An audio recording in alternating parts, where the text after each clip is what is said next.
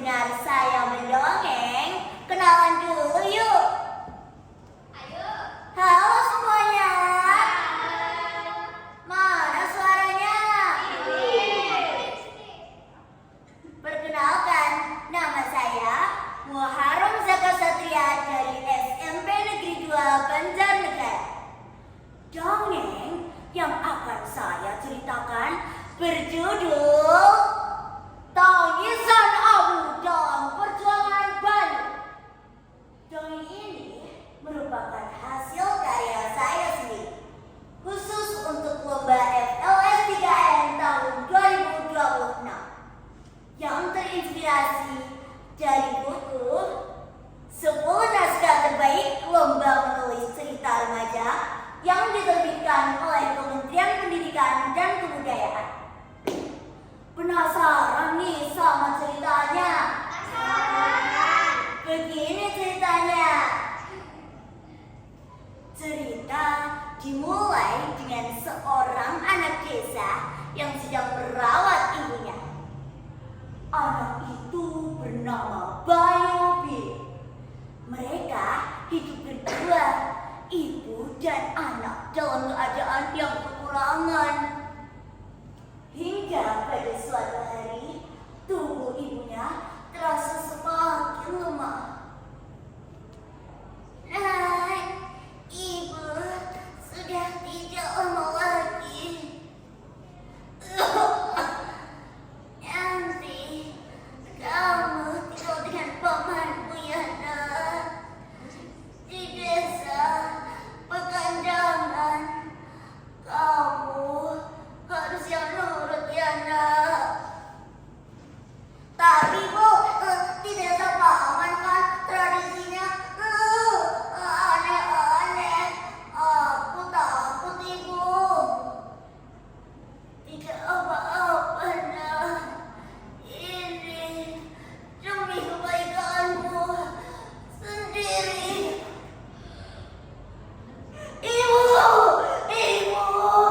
kenapa? Kenapa ibu tinggalkan aku sendiri? Kenapa? Aku cuma mau bersama ibu. Ibu!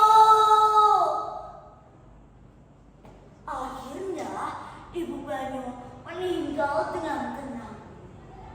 Keesokan harinya, Banyu menuruti perintah ibunya pergi menuju desa Pekandangan, tempat pamannya yang bernama Lekar.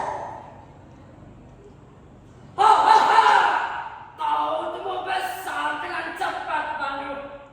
Nanti kalau sudah istirahat, ikut paman ayo. Tapi kemana Li? Ikut paman, upacara adat di hutan Pinus Barang. Banyu setuju dengan ajakan Lekdarmo. Namun Banyu merasa aneh dengan semua peralatan upacara adat di sana. Saat mengikuti upacara adat, Banyu bertanya pada nenek tetua adat. Tunggu, permisi nek, kalau boleh tahu, untuk apa semua peralatan ini? Sudah, diam dan ikuti saja upacara ini. Banyu mengikuti upacara itu, memendam 1000 pertanyaan, hingga upacara adat pun dimulai. Tong, tong, tong, tong, tong, tong, tong, tong, tong, tong. Upacara adat akan segera dimulai. Upacara dimulai dengan nenek tetua adat yang merapalkan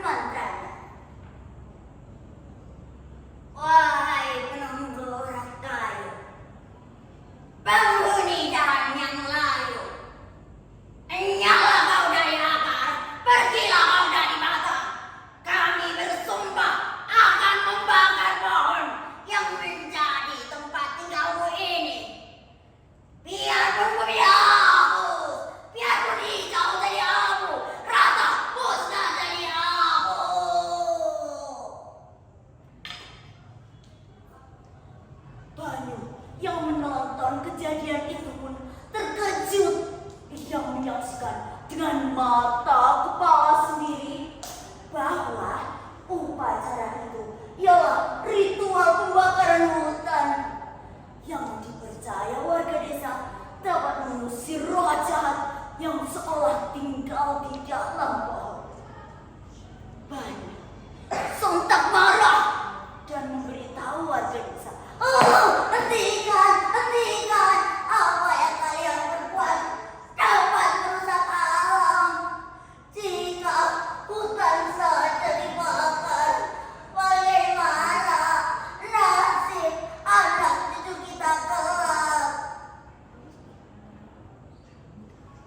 Hahaha, anak kecil seperti kamu tahu apa tentang tradisi desa kamu? Banyu lalu terdiam dan menyusun sebuah rencana agar apa yang warga desa lakukan tidak bisa dibiarkan begitu saja. Lalu terbenak ide kreatif dalam pikiran Banyu. Ia ingin membuat warga desa takut dengan cara membuat roh buatan yang bisa berbicara. Keesokan harinya tibalah pada hari upacara adat kedua. Nek, apakah kita lakukan upacara ini lagi? Saya rasa pohon yang kita bakar sudah cukup banyak. Kita dari melu acara ini baik, manut. Benar, roh-roh jahat akan selalu menghantui kita bagaimanapun caranya. Sekarang persiapkan dirimu dan ambil semua peralatan upacaranya. Ketika hendak mengikuti upacara adat, Banyu sudah menyiapkan tape recorder berisi rekaman suaranya dan api sebagai wujud dari wajah. Saat nenek tetua adat hendak merapalkan mantranya, tiba-tiba terdengar suara dari balik pohon. Wahai orang kata tahu malu, apakah kalian tidak tahu cara berterima kasih? Pohon ini sudah menyediakan semua yang kalian butuhkan. Mulai sekarang hentikan upacara ini. Jika tidak, aku akan menghabisi kalian selama-lamanya.